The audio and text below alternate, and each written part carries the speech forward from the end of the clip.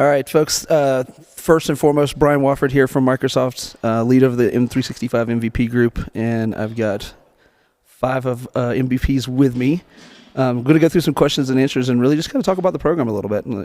You guys are all been in the program for a while, and I got a handful of questions. We'll just kind of go through the list and let you guys kind of chime in and talk through things. So I want to quickly do introductions. I'll start with you, Ryan. Sweet. Hello, Ryan Scouten, based out of Southern California. M365 MVP, I think, as most of us are here. But definitely been in this space for a while. Just happy to be here and sharing this opportunity to talk with all my friends. So awesome. Mark? Yeah, I'm Mark Vale. I'm from the UK. I've been a Teams MVP now since 2015, I think. Don't work alongside Zach next to me, but he's also from my homeland. So awesome. Yeah. Zach? Also from the UK, Teams MVP. I'm probably the youngest, not person, but in the program. No, you are the youngest person. This will be my second round of renewals. Oh, fantastic. Yeah, congratulations. I guess quite young in the program. When I listen to guys are like, I've been in 15 years, 10 years, not that quite that much for me yet. Joy Apple. I've got my MVP in M365 and Copilot. And been in the program 5 years, so I got my 5-year puck last time around, right? That's so awesome. Very fancy, very exciting. Been in the Microsoft space, though, going on 20 years. So, yeah, showing off about how young you are. And just wait, it'll catch up before you know it. Sure will. But it's a great time to be in the program. It's a great time to be in the industry. Yep, for sure. Galen? Galen Keene. I am from SoCal. And I think I've got you beat on the young MVP side. So this is my first renewal. Really? Yeah. What? Yeah. I've been in space for a long time. Forever. Definitely not the youngest person. But yeah. So I've been around the space for a while, just operating not as an MVP, but recently joined. Yeah. So great. Awesome. Echo that. Great time to be an MVP. Yeah. Awesome time to join for sure. All right. So I want to jump right into just a couple of questions here. The first is, what was the first community contribution that made you realize that this actually helped someone? Because a lot of things we talk about with MVPs is the MVPs are typically they're best of breed, right? You're doing things that other people don't do, won't do, can't do in some cases. So what was the first community contribution where you're like, wow, like this actually really helped like other people, and like this is something I want to do? I'll start with that one since right next to you. I think for me, one of the things, and it's one of the things I still love about being an MVP, is the fact that like out there doing presentations on something like some topic that I struggled with, so I had to go figure it out. And then you're sitting there doing that session, you're going through it, and you can, looking out at the attendees, you can see the light just click. You're like, oh, I get it now. I was like, oh, this makes my life so much easier. Yep. And just that realization when they're like, okay, now I get it. I was talking with somebody at the M365 conference a couple weeks ago, and they're like, I was fighting this problem for 2 weeks, and you finished it in 5 minutes. I was like, sweet. Yep. Problem solved. I think my first contribution was when it was Office 365 Roadshow or Summit, and it was in Amsterdam. And it was when you rebranded Link to Skype for Business, and it was like, what's coming? And I wrote a blog post based on that experience, and it exploded into like tens of thousands of views overnight. And that was my first blog post. And that's kind of how I got noticed. I remember those days. But then I spent early part of my life on TechNet. So it was, it did most of us. Yeah. And we had a little bit of a competition with Anthony Carrigal of who could answer the most forum posts and get the most points. That's awesome. Nice. That's awesome. What about you, Zach? Mine's probably similar to Ryan. My first experience talking internationally was actually at Comms vNext a couple of years ago now. And I love it when you get to the end of a session and, everybody always says, oh, come and have a chat to me after the session. But then when you say bye, a couple of people leave, but then like the line forms walk, and you're like, oh my God, people actually want to listen to what I say and ask me questions. Yep. I think that super feels good. Yeah, and that's super cool. Speaking at events is always my favorite contribution to do and what I will try and do the most. Yep, I agree. What about you, Joy? I agree. Live events are my favorite. I'm a theater person. I went to college in a theater scholarship, so obviously I'm in tech. So it's the most fulfilling for me. But the first time I was like, oh, wow. I decided to launch a webinar series back in the day, The Joy of SharePoint. And that's kind of where my brand got built and all that. But I was like, no one's going to join. Why would they? Are they going to join? Is anybody going to join? My first episode was it was February, so it was a Valentine's Day theme because I love a good theme, and it was like the top 10 things we love to hate about SharePoint. An unexpected error has occurred. Right. Things like that. Right. What do you do when you come across that issue or that problem? People showed up, and then I went back to YouTube, and people were continuing to watch it, and people reached out. It was like, oh my gosh, thank you. I didn't realize I could do this or I could do that. I was like, holy crap. Yeah. This is super cool. Yep. So I think that was it for me. What about you, Galen? What was your first? I love conferencing. I love talking. And so if anybody shows us the smallest bit of interest, then I'm hooked. But I think as well, like event production is something that I have a ton of fun doing. I think that's like the real sweet spot for me. And we did a virtual event several years ago, Ryan and I and a few other people, and it was global. And I remember having these conversations with people in different parts of the world who were doing things like, I spoke to one person who he literally like brought a sleeping bag to work so that he could stay at work and speak when he had the opportunity because there was no power at his home. Wow. And then, on the opposite side of the planet, like speaking to people who it was their first time speaking and they're just incredibly nervous, right? And you're kind of walking them through that phase of like, don't be nervous. We're all, it's this fine. is one We've all big done community, it. right? Yeah, and everybody has their first time. Like this is the most important one. And so just having that kind of impact and being able to have those conversations with people that you're providing a doorway for them to walk through and get to the community for the first time, like that's very rewarding. Yep. And I call it my passion bucket. That's what fills my passion bucket. That makes sense. All right, I'm going to switch gears just a little bit. So obviously we're in the era of AI, co-pilots everywhere. One of the things I want to think about is, so right now AI does a lot of things for us in terms of like document summarization. It does things around generating blog posts for us. It can answer a lot of technical questions that are out there. And so I want to think about and get your take on how do you think about how that's changed how you go about addressing technology? Because in my opinion is we're now almost having to elevate ourselves to another level, right? Because most people can go get what used to be like, oh yeah, we're experts at things. I can go answer these things. And now they're like, oh, I can just go ask Copilot and get most of this. Mm-hmm. How do you guys think about that? How has that affected how you think about writing articles or writing your posts and thinking? Because summaries can just be done in a couple of keystrokes now. And I do think it is, before you start to answer, I do think that there is still, it's an elevation of our technological prowess. And it's making it more important to think about our perspective of like how we implement. So Zach, let's start with you this time. I think one thing I always try and do in my articles and posts is give real world customer scenarios, because that's my role. I'm speaking to customers every single day, and before I was an MVP, and even still now, that's where I find the most value in these kind of posts. Mm-hmm. How are people actually using this sort of thing? Mm-hmm. It's not just an AI generated summary of the learn documentation, but just said in a different way, or something like that, or the what's new in Teams just rewrote. I want to know how people are actually using it, how customers. So I always try and feed that into my posts to combat that and make it a little more real world. Yep, that makes sense. Mark, what about you? I think it's an interesting time, to be honest, because for the first time in a long time, I think everyone will agree that we're sort of on the even playing field between us and customers, because we're learning it too. Mm-hmm. We're learning what's possible or what's not. But because you can use AI in any flavor, any way possible, I don't think it's one blog post suits all. I think it's, like as Zach said, it's always going to be customer scenario driven. Yep. From my perspective, I think there are a lot of posts out there that assume a baseline understanding and I think there's a gap for someone to come in and explain the core basics and sort of the architecture of how to go about things.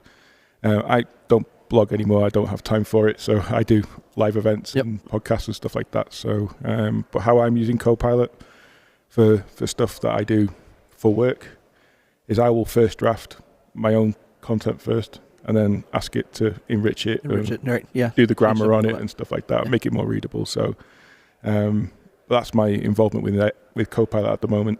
But you need to release some voice AI stuff in Copilot so I can get more interested, I think.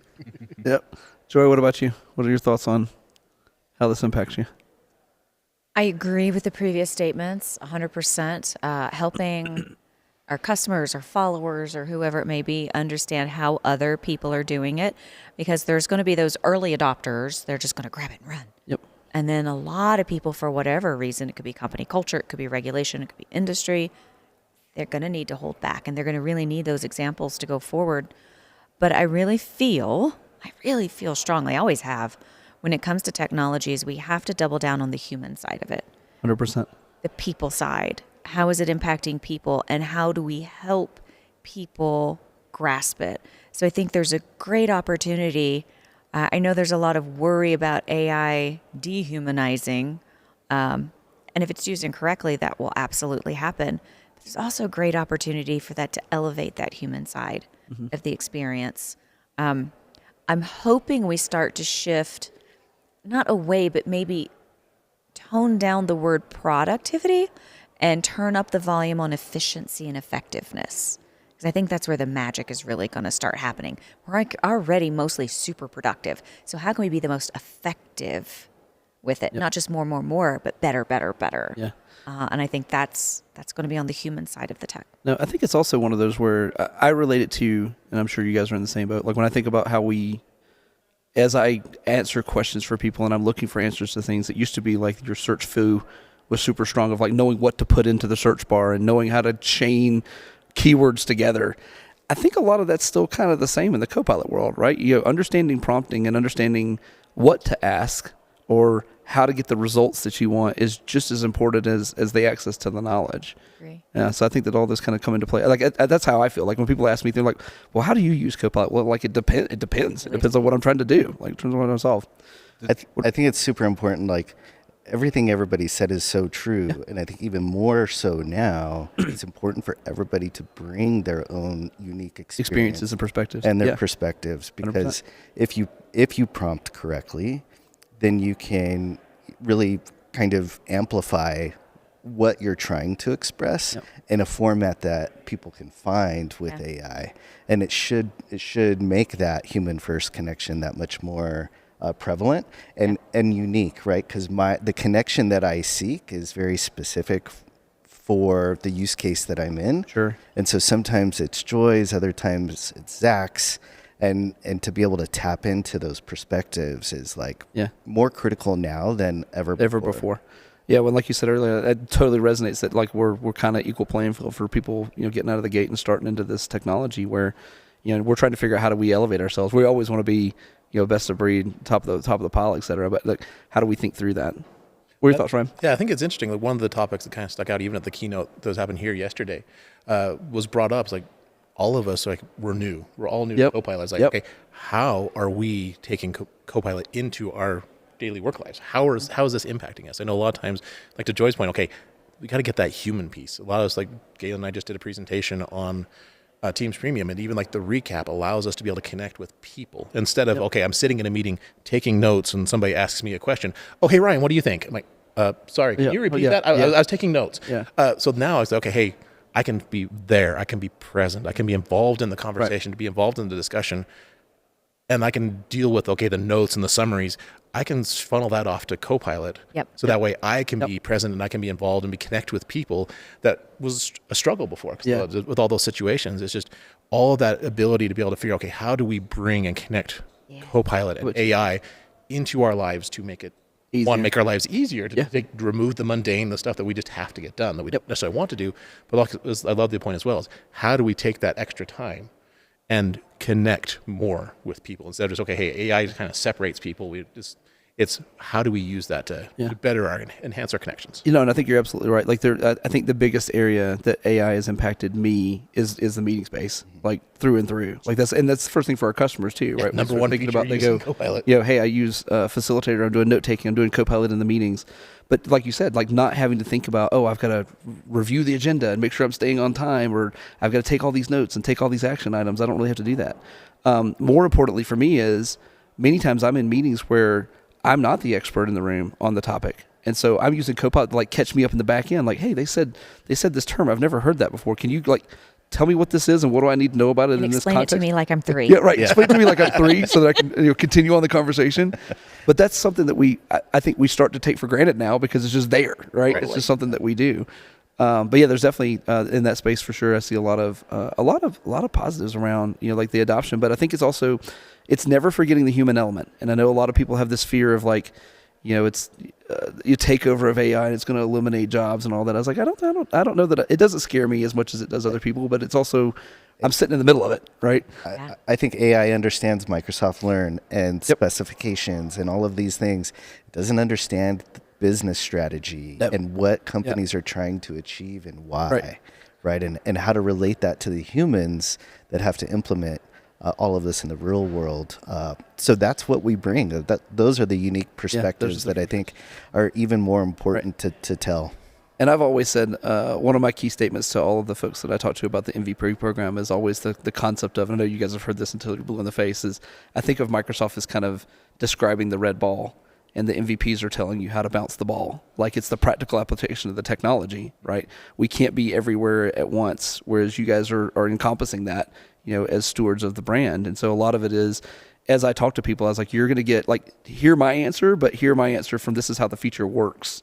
Right. Talk to the MVP about how to apply the feature to your scenario and your perspective, because that's what you guys are known for and girls are known for. Like that's what your bread and butter is in terms of how you think about things. Yeah, we're in the trenches dealing with it dealing with it day to day. This is what we're staring at. Yeah, 100%. All right, I want to change gears just a little bit. I want to talk about I talked a little bit about stewards of the brand. MVPs are in a unique space. So the concept of the MVP is you're connected to Microsoft. I think of you as like alpha testers of sorts. Like you see things before the public sees it. Sometimes you see things before we see it, even as employees of the company. But you're still representing the community. Like you're still representing the real world. How do you balance access and advocacy and feedback? Like how do you guys think about the fact that you're so close to what we do and your opinion is so valuable to how our products work, like how we change? I mean, I know that you guys have probably each been in situations where you provided feedback and we adopt to what we hear. Like you are the voice of things before we go to GA with a lot of stuff. How do you think about that? Let's start with you, Joy. Oh, with me? Yeah. Very carefully. And it depends. It's a really valuable place to be, and it's humbled and honored to get to be in that spot, because I like the ability that I can know in advance of what's coming because of getting to sit in those certain conversations. So I can, again, very carefully have some conversations of be thinking about this with my customers. Right. But my customers appreciate that I have been in the Microsoft space for 20 years. So I'm not going to sugarcoat it. Right. When they're like, why? I was like, and I typically clarify, it's like, I cannot give you a why did Microsoft do this? Because I don't know why, but I can tell you how you can work with that and how you can leverage that and how you can make it good. So I think it's really nice to kind of walk that balance, is from that technical perspective. I can understand the thought process and see where things are going, but help my customers navigate the now. What to do with it. Yeah. How they need to be preparing for it to set them up to be successful as the features and the products grow and evolve. Sure. I think there's a lot of, and obviously as employees, we're in the same boat. Like we know about things that are coming 6 months out, and it's for me, it's a very fine line to navigate of like, here's what's GA and we can talk about, but here's things that I know that are coming that we can't talk about yet. And I know you guys are all in the same boat. Like that's one of the near dear things is the fact that we have access to NDA content. We can kind of see where the company's headed or where the products are headed ahead of time. But yeah, definitely. Well, I think I told you this yesterday in my session yesterday morning. I started to say something and I paused. I was like, next year, come back. We're going to have a real fun chat about this. Yeah. I say, but I can't today because it's NDA. Right, I can't talk about it yet. Just hold on. We'll get there. What about you, Zach? What are your thoughts on? One thing that maybe this is slightly off topic as well, but when I first joined the program, there was a lot of anxiety for me to actually join those PGIs and give that feedback because that was new. With all these great people being like, no one really cares what I'm going to say. But once you get in that call and start speaking and get asked what your opinion is and, okay, then you give it, and that feedback's great. MVP Summit for me, though. So when we got invited to Redmond, and I had the pleasure of actually going and attending those sessions, sometimes when you're in a session, in my head, I thought I was going to be talked at of, right, here's what's coming. Here's the NDA content, here's what's coming.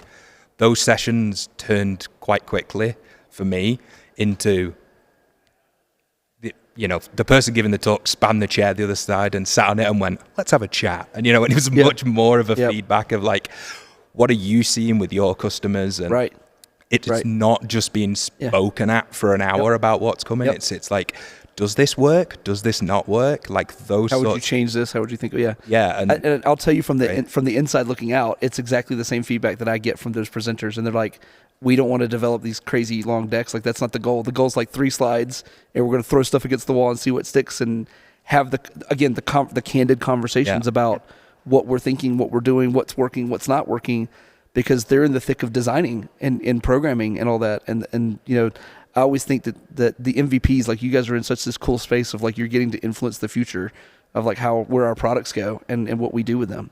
That's a lot of neat stuff. I think it's interesting as well is like even we get to drive the messaging as well, because there's time frames even at MVP Summit. They're like, okay, the teams are like, okay, here's the feature we're talking about releasing. The feature's cool, but how it's presented, it doesn't quite land. And so like being involved in those early discussions, it helps us to be able to guide the discussion from Microsoft. Okay, here's the value of this feature. Here's why you should consider this, instead of just, okay, here's this really cool thing, go play with it. It's like, no, you got to tell the story. There's got to be a story. There's a message that goes along with it. Okay, why do I care about this? Out of all the features and all the cool stuff that Microsoft's adding to Copilot, why do I care about this one? What do I need to do with this? It's like, okay, that's cool.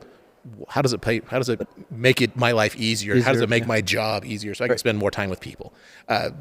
That's one of the things I love is, okay, hey, the features, okay, here's how to solve a problem. Right. But then also, okay, hey, here's how we actually explain thinking about how it works. Yeah. No, it's really cool to hear that. I'm glad that you get that open feedback, because that's something that we really lean into internally, is making sure that, like, listen, you can tell the MVPs anything. Like, you should be telling them everything you're thinking and working on, and like ideas, because it's a unique perspective. And I mean, in our group alone in M365, there's 950 plus of us. Yeah. Right. That's 950 plus perspectives of how your feature lands or your product's going to land with the real world. Like, so take advantage. And they are I genuinely believe that those conversations are super unique. We don't have those with customers. In a lot of cases. I mean, you guys, like I said, you guys are kind of like first line of defense, first line to see what's thinking.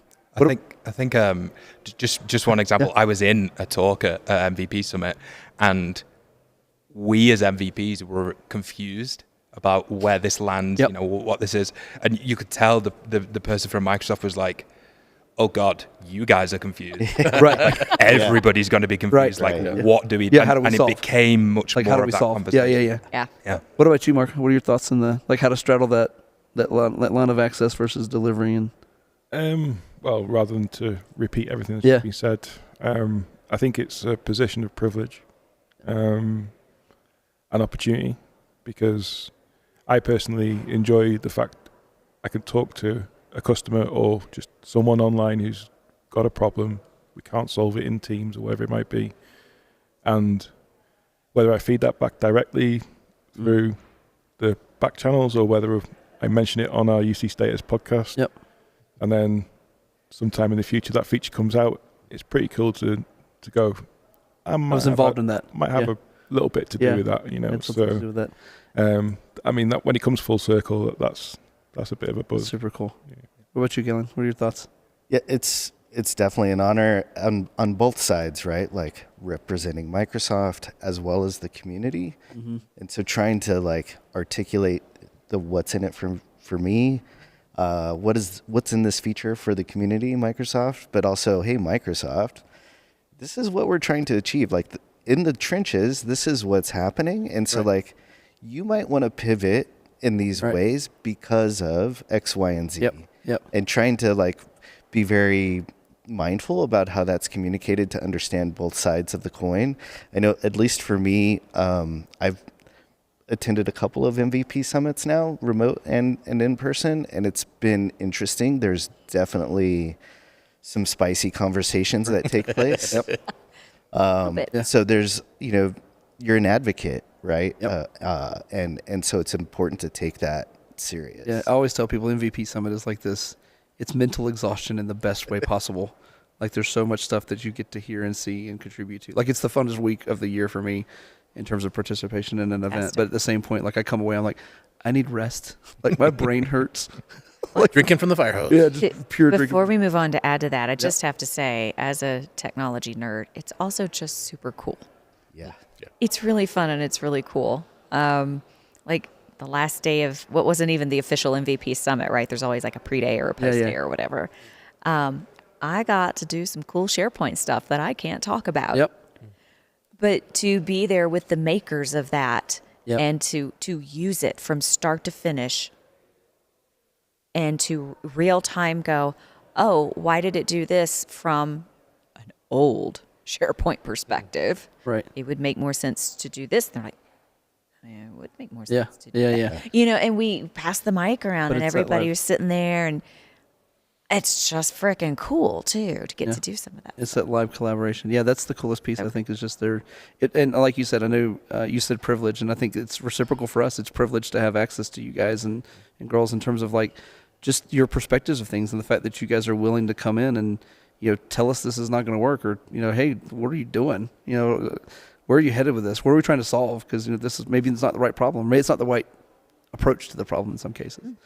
Last question I want to talk about is just for in general. We've talked a lot about the MVP program. I want to get your opinions on. So if somebody's listening to this and they're thinking, I want to become an MVP.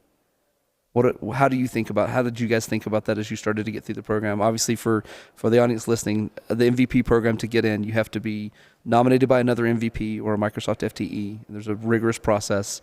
The MVP program is renewed year after year, so you're guaranteed 12 months of access to it, and then we go through a renewal process. But what do you guys think about? Like, what would be the one statement of like why people should think about this if they're in this career, and even more so, I have folks that they have like this imposter syndrome, of like, hey, I'm not qualified to do this, or I'm not thinking about that. So, Galen, let's start with you. What do you think? What are your thoughts on kind of the program in general? How people should think about it in terms of getting into it?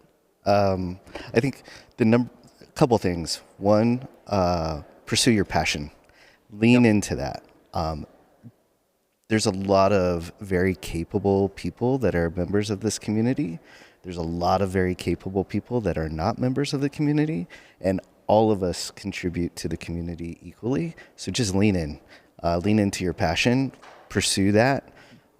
Provide your perspective on that. And there is an audience that is wanting to needs that. Yeah, they need it. They want to hear it. They want to learn from it. Like-minded. And those contributions matter. Yep. So, and don't give up. Like for me, I wasn't accepted into this community as an MVP on my first attempt. So if that happens, nine.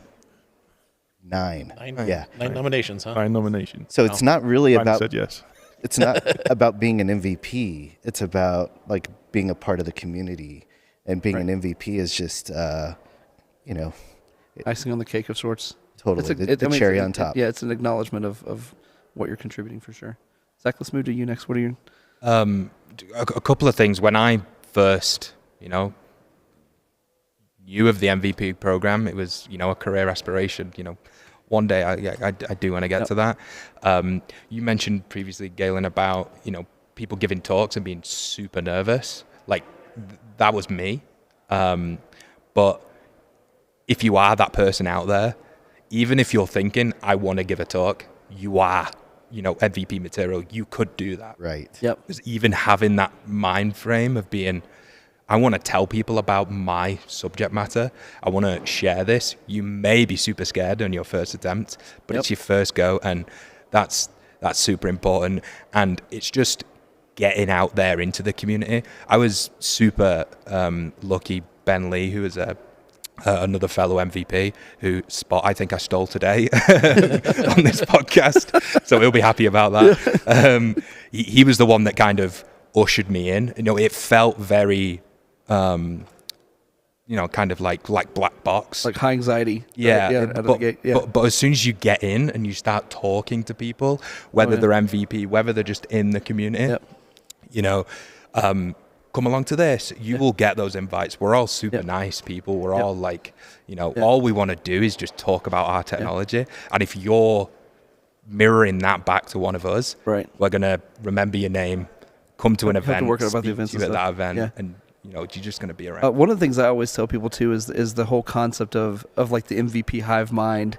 Yeah. Like you have these highly intelligent people that around the world, and they're subject matter experts. Like being part of this program, you guys have access to that. Of like, there's no question that I wouldn't ask, right? And people do the same. And like there's a very open level of trust around that. Like I don't never know who's going to have the answer, but I know if I ask the question, somebody's going to tell me, or at least point me in the right direction of things for sure. Mm-hmm. And that network. Yeah, the network. If I don't have the answer to the question, I assure you, I know somebody that can get it. Yeah, I assure you, I've got a network that can answer whatever you want to throw at me. It's perfectly fine. What else, Ryan? What like top of mind for folks that are listening that want to pursue this or think about it? I think a lot of times, one of the things a lot of people see is like when you can tell when it's time for you to be an MVP is everybody when you're talking with people and they find out that you're not an MVP, they're like, I thought you were. Yeah. Because like a lot of times, like the MVP is not necessarily okay. Hey, for me, it wasn't something I strived for.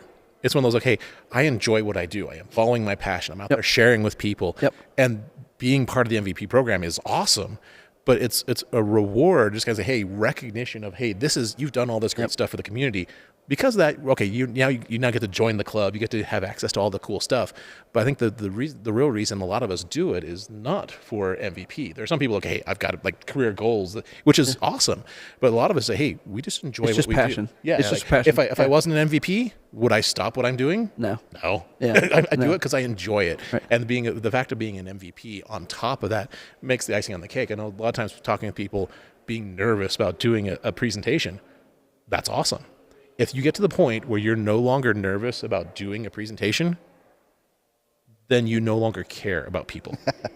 Because you now, like if you say, okay, hey, I'm not nervous anymore, that means you don't care about the people anymore. Because you say, hey, I'm just up here talking about me. Yep. I don't care about how they receive it. Yep. So like anybody that's nervous about, hey, getting up and doing a presentation, you're in good company. And all of us, we get up in front of people. I can't tell you how many times I'm sitting up there and I'm missing words. And I'm like, okay, it's like there's time frames like there's presentations that we do regularly that we got the content down, but every conversation is different. We just gave a presentation this morning. It's like it's all different. Basically, the feedback, the questions, the interactions with the attendees. It's like every session, every presentation is different. So it's like exact same content. I know my talk track, but based off of what the attendees need. That could changes the discussion dynamically. Yeah. Every presentation is different. Sometimes you get groups that are very talkative, and you don't really have a lot of time for content, so you just kind of guide around what they're talking about. Then you get time frames where people are just, and you just okay, come on, let's have a conversation here. It just depends. Every audience is different, but I think that the goal is okay. Don't feel bad if you're nervous about it. Just go out, go do it, and embrace your passion. It'll shine through. Yeah, have fun with what you're doing. It'll show. Like people are like, oh, okay, and this guy knows what he's doing, and like even if you're not a great speaker, people will recognize, okay, hey, I get the message. I get this. He's passionate about this stuff. He knows this stuff, and people will care and appreciate that you're willing to share with them. Think through that. Go ahead, Joy. So yeah, I have so many things to say. I want to speak to the introverts that might be listening. You don't have to be a speaker to be an MVP. True that. You do not. So deep breath. If you're sitting there going, I'm out. No way. Not doing it. We just happen to be at a conference. We are at a conference. Therefore, we're that side of the program. How many of us that are speaking as well, how many of us would classify themselves as extroverts? There are some. There are some of us. I am are. not one of them. Yeah. I have to It's brand fair. myself as like, I'm an extroverted introvert. Yeah. It's like, in the end, I'm an introvert. Right. But I like when I get with my people. That's one thing that I love about the community. When Yes. you're with I your can people, talk. you're fine. I'm 100%. good. I can get out and talk with people in the community. I can do presentations. I'm good. These are my people. Other Big situations, it's like, okay, no. Yeah, I think we're in the same boat. Like it's not to give us the mic, it's to take the mic from us. Just try to get Just it try away to get the from mic, me. try to any take the day. mic from me. But Mark With a- mentioned like you had competitions to see who could answer the most TechNet questions. Yeah. Yeah.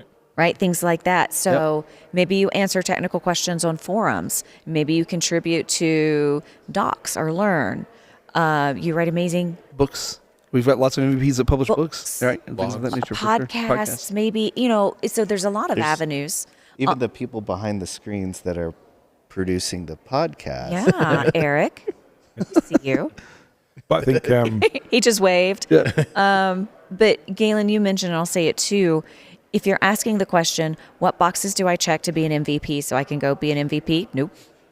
Simmer down. It's not the right question. Just go do it. It's like, Do it. what do I do? What do I love doing? Right. Because it doesn't matter if you get the acronym or not, right? You're still doing what you love to do. Yeah. And if you have imposter syndrome, I think we all struggle with that. Well, I think there's two types of people. There are people who view the MVP program as a exam, and Yep. and they try and obtain it, and then they get it, and then they fall off a cliff because they've done what passed they the need to test. do. The box. They passed the Yep. test, Yeah, Yep. that's fair. and then there's other ones who just enjoy sharing their knowledge. Yep. Yeah. And if you're that person, then it will just happen. And, I know like you've put us on a pedestal here and we're experts and stuff like that. We're not. We're just the same Yeah. No, same level as everybody Yeah. else. but I think the big difference there is though that you guys are you're stepping out of comfort zone, right? You're pushing boundaries of things that you want to do. Yeah. And as you said, like once you figure out what your niche area is that you're really good at, that you're passionate about, it shines through. Like Ryan was saying, like it bubbles right through of like what as I have conversations with all of the MVPs that I interact with at conferences, like you can tell where people's passions are. But I also think that I always think of it this way, and I think this is true of a lot of Microsoft folks and certainly of MVPs. I feel like MVPs in general are technologists. Like it doesn't like the technology is kind of irrelevant, right? Yeah. It's kind of one of those where like I want to play with the new shiny ball. Like what is the next toy? What is the next thing? What is the next it? But it's like that fearless ambition around that. Like there's not new things come out all the time, especially in the technology world, especially in the AI world. Oh my gosh. Jeez, right? It's like every week there's something new. But it's the fearlessness that comes along with that I think helps to define that MVP. Like I've not met an MVP who was like, I'm not going to do that because I don't want to play with the new thing that's coming out. Like it's maybe that's not your passion, but it's also like I'm aware. Like I also think that MVPs in general, like 200 knowledge across the board, pretty standard across product suites. Like, and as we were talking about earlier, like having the network to back up the question. Like I go into conversations and as Ryan was saying, like I have no fear of what you're going to ask me. I may not know the answer. Chances are good I don't. I guarantee you I know somebody that does. I guarantee you I can connect the dots on my LinkedIn network or within the MVP community, and I can find you the answer that you need, and probably somebody that's done exactly what you're asking to be done. So I think there's a lot of that. Yeah, I think one of the things as well is like there's time frames, like embracing your passion. There's time frames. I will pick a topic to present on about something I want to learn, something a skill I want. It's like, hey, yeah, this is cool. This is the new toy. The new toy. I want to know this one better. So I will actually submit that as a presentation. So that way it's kind of like, it forces me. I have a time box. Yeah, I've got to work backwards to this. Yeah, I have to be able to do I've got to it. learn. I've got to have it deep enough that I can answer questions for people in the conversation. I have to be familiar enough with this that I can explain it. So it's kind of like a forcing growth opportunity. For like, okay, hey, I want that growth. I want that opportunity to learn more and to play with the new toys. Yep. But it kind of forces me to say, okay, hey, I got a window. No, you're absolutely right. Now I have to do it. I got to go through the process. But I also think for folks that are listening, like it's also like come up and find an MVP and talk to them. Like Yes, please. hear about what's going on in the space. reach out. Don't be fearful. And as we said, there's not really a box to check. There's not a process or a playbook to go through of like, I got to do these 5 things. That's not how the program works. We're looking for people that are passionate about what they do and willing to contribute and thinking through those things. So do you love it so much that you can't stop talking or sharing or learning, and you live it, you breathe it, you maybe don't sleep because you just want to go do more? And I'm sorry, I cut you off. No. If you are struggling with that imposter syndrome, imposters don't have imposter syndrome. Yeah. So push through it. True. That's true. I think what Zach said is spot on. Like if you express in any way an interest, then you're already there. You're already thinking about like I think back to the very first encounters that I had with this community, and how I just was like very frank. I'm having these technical challenges and I do not know how to overcome them. That's like why I'm here. Mm-hmm. That turned into like, hey, let me sit and have lunch with you. Let's hang out in the hallway. Yep. Hey, we're gonna go have beers after a share pint. Share pint. Yep. Sweet. What's that? Oh, that sounds cool. Let's go. And that just that was the beginning of the process. My community experience, and I just recycle that in my mind. Yeah. Like I need to provide to others what was provided to me 100%. Then. It's just it replays and it never gets old. Yeah. It's the passion. It's the constant passion behind it. Well, no, you touched on a really good point, and I want to make sure that we kind of think through the pure community and the networking aspect of it. Like it is such an honor to be part of this world, and as I think about it and interacting with you guys from the Microsoft side of the house, like going to conferences and knowing I've got people at this conference that like everything could be on fire, and be like, we're cool. The MVPs are here. Like, we make a phone call. Like, we'll solve it. But that's, as you guys think about as you attend conferences, that's like, it's like a built-in friend group, like automatically when you get there, right? Yeah. Yeah. You'd be surprised as well. Like one of the things for me was I was like, oh, I don't have a network. Like I don't have this group of people.